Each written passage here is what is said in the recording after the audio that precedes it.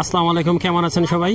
আজকে আপনাদেরকে নিয়ে আসছি একটা ধানের ম্যানুয়াল প্রসেসিং সেন্টারে, মানে চাতালে।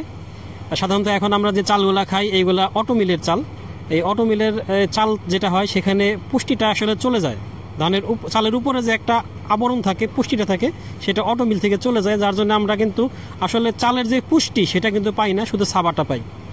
কিন্তু আজকে আমরা নিয়ে আসছি যে সনাতন পদ্ধতিতে, আমাদের দেশে যে প্রাচীন পদ্ধতিতে এই ধান থেকে চাল উৎপন্ন হয় এবং যে প্রসেসটা ম্যানুয়াল চাতালে, সেখানে নিয়ে আসছি। সেটাই আপনাদের আজকে দেখাবো। প্রথমে আমি দেখাই, একটু দেখেন যে কিভাবে কত পরিশ্রম করে, কত কষ্ট করে গরমের মধ্যে ম্যানুয়ালভাবে এরা এই জাল দিচ্ছে এইখানে। এটার মধ্যে কিন্তু এই যে ট্যাঙ্কিটা, এই ট্যাঙ্কিটার মধ্যে সম্পূর্ণই পানি, এবং নিচে যখন জাল দেয় এই ট্যাঙ্কিটা, এই পানিটা বাষ্প হয়ে ওই পাইপ দিয়ে ওই পাশে চলে যায়। ওই পাশে আছে হলো আপনার যেখানে মূলত এই ভাপ দেয়, ভাপটা এই বাষ্পটা গিয়ে ওইখানে চালটা সিদ্ধ হয়, সেইখানে আসেন, ওইখানে যাই আমরা একটু আগে দেখাইছি আপনাদেরকে যে বাষ্পটা কোত্থেকে আসে। বাষ্পটা কিন্তু আপনার ওই পাশ থেকে, ওই সাইডের থেকে জাল, পানিটা জাল হয়, বাষ্প হয়, ওই বাষ্পটা এই যে পাইপের মাধ্যমে, এই পাইপের মাধ্যমে, একটু দেখান এদিকে, আস্তে আস্তে এদিকে নিয়ে আসেন, এই পাইপের মাধ্যমে এখানে চলে আসে। এখান দিয়ে এই দুইটা পাশেই সমানভাবে ভাগ হয়ে যায়। এইখানে কিন্তু বাষ্প হয়ে চালগুলা সিদ্ধ হয়। চালগুলা সিদ্ধ হয়, সিদ্ধ হওয়ার পরে এখান থেকে নিয়ে চাতালে দিয়ে দেয়। আর আরেকটা বিষয় দেখেন, সেটা হলো যে প্রথমে কিন্তু চালগুলা এখানে আনে, যখন এই ধানগুলো এনে এইখানে ঢালে, এই যে দেখেন এখান থেকে ওজন করে এরা এখানে দিয়ে দেয়। এই হাউজের মধ্যে দেওয়ার পর এখানে পানি দেয়, পানি দেওয়ার পরে এই চালটা নির্দিষ্ট সময় পর্যন্ত ভিজে। এই ধানটা ভিজার পরে তারপরে এখান থেকে এরা এইখানে দেয়। এখানে দেওয়ার পরে এটা বাষ্পতে সিদ্ধ হয়, সিদ্ধ হওয়ার পরের প্রসেস হতেছে এরা এখান থেকে বের করে নিয়ে এই চাতালে শুকায়। আসেন আমরা পরবর্তী প্রসেসটা দেখি। এখন এ পর্যায়ে এই ধানগুলা সিদ্ধ হয়ে গেছে। সিদ্ধ হওয়ার পরে এখন এইখানে দেখেন, এখন এইখান থেকে ঢালছে এই ট্রেনের মধ্যে, এটা থেকে এখন নিয়ে যাবে, নিয়ে ওইখানে যে তারপরে শুকাবে এবং শুকানোর পরে এটা মিলে দিবে। দেখেন পরিস্থিতিটা এই হলো অবস্থা। সিদ্ধ হওয়ার পরের চাল, ধানটা একটা সুন্দর একটা প্রসেস। এবং আমাদের যে প্রাচীন পদ্ধতি, এটা প্রাচীন পদ্ধতি, অটো মিল কিন্তু না, এটা অটো মিল না, ম্যানুয়াল প্রসেসে এইখান থেকে এই ধান থেকে চাল বের করা হয়।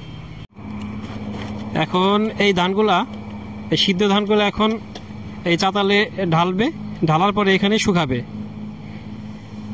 এই প্রসেস, মাস প্রসেস আছে এই ধানগুলা। এই শুকানোর পরে তারপরে হলো এরা এইগুলা ভাঙাবে, ভাঙানোর পরে চাল বের হবে। আমি এ পর্যায়ে কথা বলবো এই প্রতিষ্ঠানের মালিক মোহাম্মদ সবুজ জোয়ারদারের সাথে।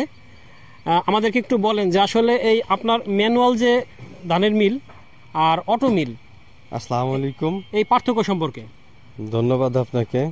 আমি মোহাম্মদ সবুজ জোয়ারদার, সুলতানপুর খেয়াঘাট, রাজবাড়ী সদর, রাজবাড়ী খলিলপুর বাজার সংলগ্ন এই প্রতিষ্ঠানটি। তো আমার এখানে ধান ম্যানুয়ালি শুকনা করা হয়, সেদ্ধ করা হয় বয়লারে, হাউস হপার আছে, ওখান থেকে এই ফ্লোরে শুকানো হয়। এখান থেকে তারপর ঘরে নিয়ে মিলে ভাঙানো হয় এবং ঝাড়াই মেশিন দিয়ে ঝাড়াই করে দেওয়া হয়। তো আমার এখানে ধানের থেকে যে চাউলটা হয়, চাউলের সম্পূর্ণ পুষ্টিগুণ থাকে।